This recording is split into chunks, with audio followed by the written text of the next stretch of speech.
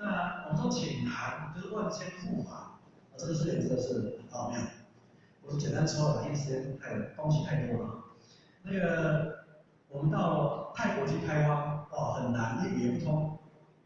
有叫维泰亚的，这个维泰亚就跟我说就是这个叫维泰亚，这是讲师，维泰亚讲师他就跟我说，阿詹就是点燃师嘛，阿詹你到我们家乡来拜，要多少有多少，不用这样一个人慢慢点。我说你不要吹牛，我说真的包在我身上啊。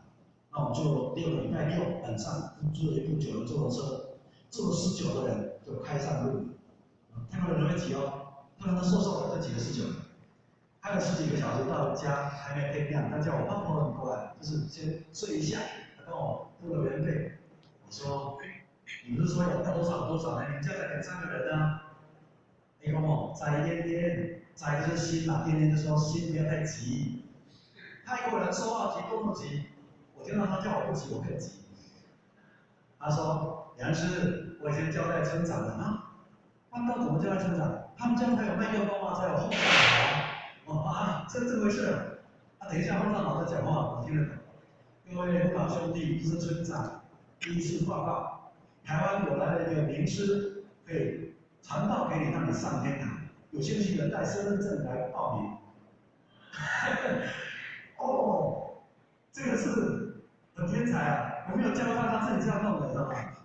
过了10几分钟，来了100多人，拿身份证，为什么呢？老的、小的、太太，年轻人都到外地去工作了，就报名。满头大汗，挂了1个多小时才挂好。挂号呢，限购。我先讲一下，我很年轻的领令，36岁领令，很年轻，信心不足，连那个老人有时候手还会发抖。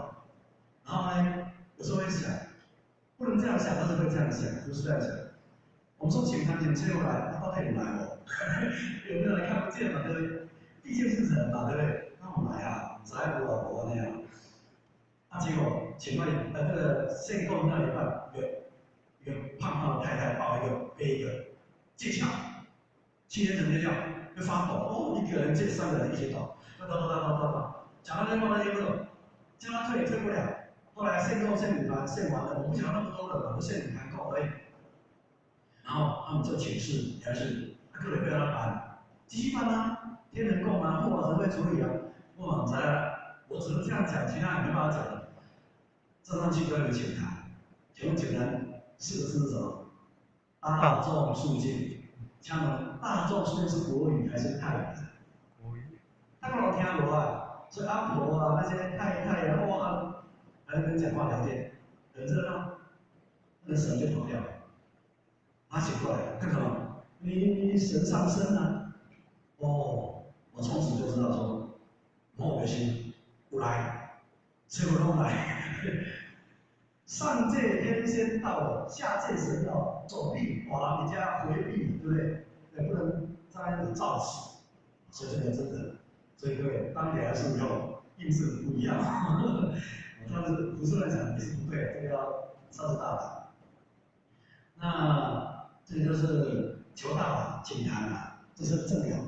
但是我去点到的2005年94年，我求完道以后，那个丽美就看到这个小朋友，跟他嗨原来是这个，那小弟就说那陈伟是说，当他跪在佛前一直拜就是谢的时候，中间那一个大肚子的就从天花板降下来，然后就在佛堂的右边上手那边这个佛椅上，很开心的向他问好，跟他嗨。